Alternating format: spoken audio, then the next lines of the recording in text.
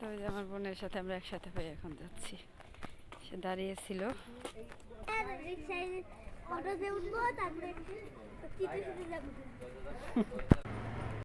তো এই যে দেখেন ছেলেকে নিয়ে বেড়াতে বের হয়েছি, জাতীয় স্মৃতিসৌধে আমরা চলে এসেছি। মুসিবতে পড়ে গেছি। তো আমাদের কাছে ভাঙটি ছিল না, 1000 টাকার নোট, মানে ভাবে তো আমার খেয়ালই নাই যে ভাঙটি নাই, ওনার কাছে ভাঙটি নাই, তো কিনে বিপদে পড়ে গেছি। আসসালামু আলাইকুম, কেমন আছেন সবাই? আজকের আকর্ষণীয় ভিডিওতে আপনাদের সবাইকে স্বাগত। তো এই যে সকাল সকাল রেডি হয়ে নিয়েছি, তো আজকে আমরা ঘুরতে বের হচ্ছি। তো এই যে আবিদ, শুক্রবার বন্ধের দিন, আবিদ ঘুরতে যাবে, তো ওকে নিয়ে বেড়াতে যাব আজকে। তো বন্ধের দিন ছেলেকে খুশি করতে কোথায় নিয়ে যাই, তো কখন আমরা বেড়াতে যাচ্ছি আর কার সাথে যাচ্ছি আর কীভাবে যাই সবই ভিডিওতে দেখতে পাবেন। সবাই পুরো ভিডিওটি না টেনে দেখতে থাকুন। আর যারা আমার চ্যানেলকে এখনও সাবস্ক্রাইব করেনি তারা প্লিজ আমার চ্যানেলটি সাবস্ক্রাইব করুন। জাবিদ রেডি হয়ে নিয়েছে, ও খুব খুশি, বাহিরে বের হতে চাইলেই ও খুব খুশি। তো এখন সকাল 10:45 বাজে। তো আজকে দেখেন রৌদ্রের তাপটা একটু বেশি মনে হচ্ছে, তো তারপরেও যেহেতু বলেছি এখন না গেলে উপায় নাই, চলো যেতেই হবে। দেখেন কতটা খুশি। তো এই যে আমরা বের হয়েছি, তো আমরা আমার বোনের বাসার ওই দিকে যাচ্ছি, আমার বোন সাথে যাবে। তো আমার বোন বের হয়ে দাঁড়িয়ে আছে, তো আমরা বোনের সাথে একসাথে হয়ে তো ওইখান থেকে আমরা যাব। তো আজকে আমি, আবিদ আর আমার বড় বোন, আমরা এই 3 জনেই যাচ্ছি। তো এই যে আমরা প্রায় আমার বোনের বাসার সামনে এসে পড়েছি। তো ওই যে আমার বোনের সাথে আমরা একসাথে হয়ে এখন যাচ্ছি। সে দাঁড়িয়েছিল। এখন মেন রোডে যাব, রিক্সায় উঠতে হবে।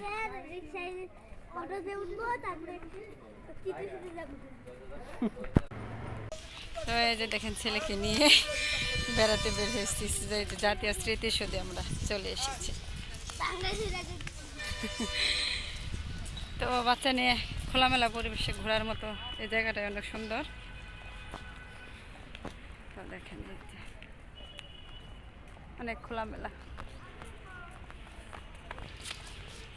কি স্মৃতিসৌধের আসল মূল্য, ও যে দেখেন আমাদের জাতীয় স্মৃতিসৌধ দেখে আবিদ বলতেছে স্মৃতিসৌধের আসল মূল্য।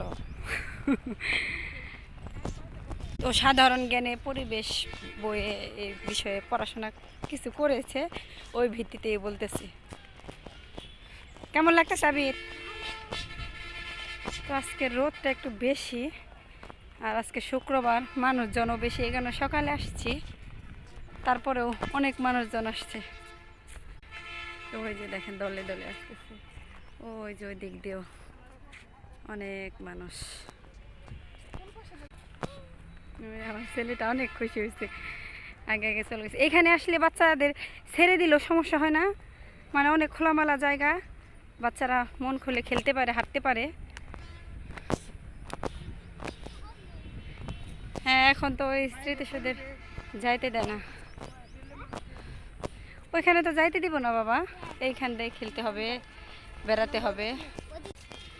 চলো দেখি, আসছো হাঁটাহাঁটি করো, ঘুরো ফিরো, সব কিছু যে দেখো, চিনো, সবুজ ঘাস, তুমি সব চিনো। তো ওই যে দেখেন ওই পাশে উন্মুক্ত মঞ্চ, ওইখানে কনসার্ট টনসার্ট করা যায়। ওই যেখানে দেখেন ক্যামেরাম্যানও আছে, ছবি টবি তুলে দেয় বিভিন্ন অ্যাঙ্গেলে। আমার ছেলেটা অনেক খুশি হয়েছে, তো আমার ছেলের জন্যই আসা। তো বড় হচ্ছে ওর প্রাকৃতিক, যেহেতু আমরা বাসায় থাকি সবসময় গ্রামে যেতে পারি না, প্রাকৃতিক পরিবেশেরও প্রয়োজন আছে।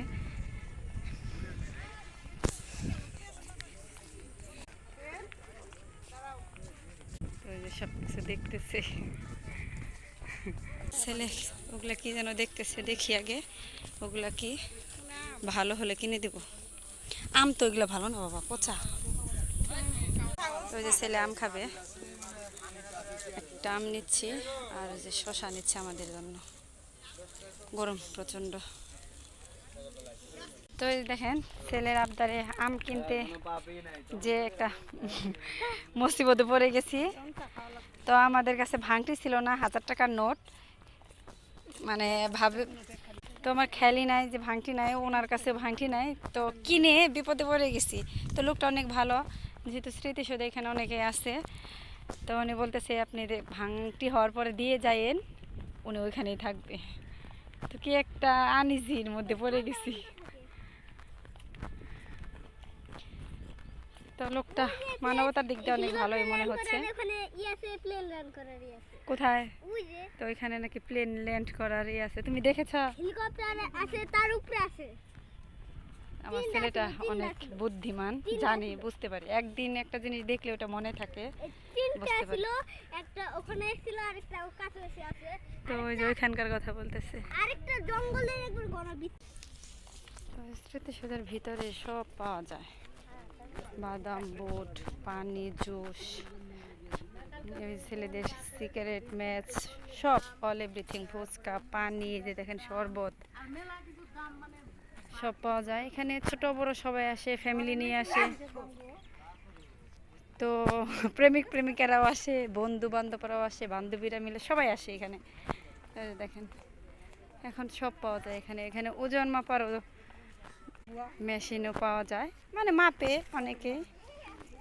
তো ওই যে দেখেন ফুচকালা, ওই যে পোলাপানটা খেলতেছে দেখেন। তো ওই দেখেন পোলাপানটা ফুটবল খেলতেছে এখানে এসে। এই জায়গাটা মানে অনেক বড় এরিয়া, সব কিছুই করা যায়। এই যাবি দেখেছা? ওই দেখো সুন্দর খেলতেছে। তুমি বড় হলে তুমিও আসতে পারবা খেলতে।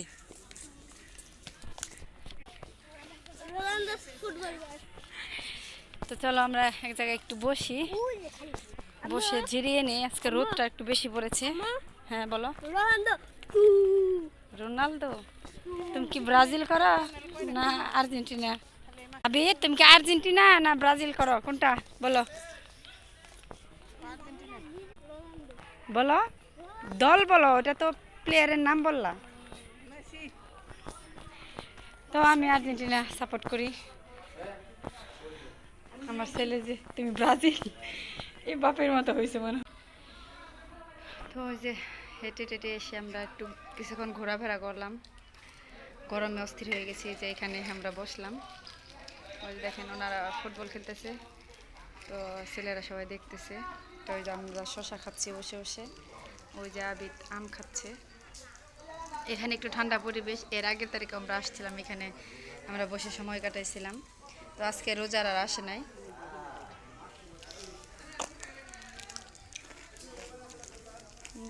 বিপ্লবন দিয়ে শশা বিক্রি করতেছে। এই যে দেখেন এক ছোট বাবু ফুচকা না বেলপুরি খাচ্ছে। যে এখানে যে অনেক মহিলারা দেখেছেন, পুরুষরা ফ্যামিলি সবাই হয়তো আসছে, ওই যে ফুচকা টুচকা বিক্রি করে।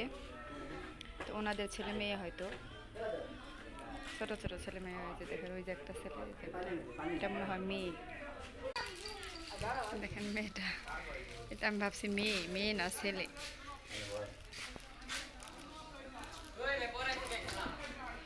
তো ওনাদেরই মনে হয় কিছু একটা লাগে। তো ওই যে পানির বোতল নিয়ে যাচ্ছে। তো ওইখানে যে বল খেলছে, বল টল ছুঁড়ে ছুঁড়ে আসতেছে, এখান কারণে আমরা এখান থেকে চলে আসলাম, আপিদের বল লেগে যাবে। তো আমার ছেলেটা অনেক আনন্দ করতেছে। দেখেন অনেকে বাসার থেকে খাবার নিয়ে এসেও খাচ্ছে। তো এই যে দেখেন এরকম জায়গায় জায়গায় ওজন মাপার যন্ত্র নিয়ে বসে আছে, 10 টাকা করে ওজন মাপে। সাপ ছিল? আবিদ বলতেছে এখানে সাপ আছে। ওই গত তারিখ আসছিলাম, এক জায়গায় সাপ মরেছিল, গন্ধ হয়েছিল, এই কারণে আবিদ বলতেছে মনে আছে আমার ছেলের। আজকে শুক্রবার, কত দেখেন ফ্যামিলি সহ মানুষ আসছে। তো ওই দিকে একটু ছায়া আছে, ওখানে আমরা একটু হাঁটতে যাব, দেখি। বসতে পারি কিনা। তো এই জায়গাটা অনেক ছায়া, দেখেন অনেক সুন্দর।